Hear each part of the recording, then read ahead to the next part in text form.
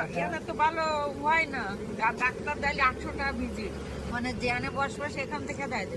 ওই যে ওই পাশে রুটি বানাতাম, আমরা তুলে দিচ্ছে, তুলে দিয়ে ওরা রুটির দোকান করেছে। আমাকে তো এই জায়গায় টাকা দিয়ে আর কত হ্যাঁ, দেয়নি। হ্যাঁ, তো ডাক্তার দেখাচ্ছ না?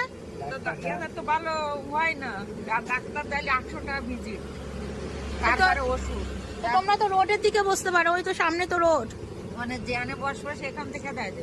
ওই যে ওই পাশে রুটি বানাতাম, আমরা তুলে দিচ্ছে, তুলে দিয়ে ওরা রুটির দোকান করেছে। আমাকে তো এই জায়গায় টাকা দিয়ে আর কত হ্যাঁ, দেয়নি। না, তাহলে আমরা কি করবো বলো? এই করেই তো আমরা দুইজনে চলি, ওষুধ কিনতে হয়, তারপরে চাল বাজার করতে হয়, কি করবো? সবসময় তো বিক্রি হয় না।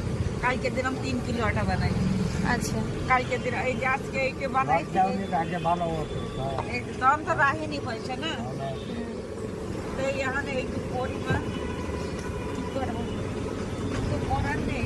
শুয়ে থাকলে তো শুয়েই থাকবো, কিরা দুটো পয়সা দেবে।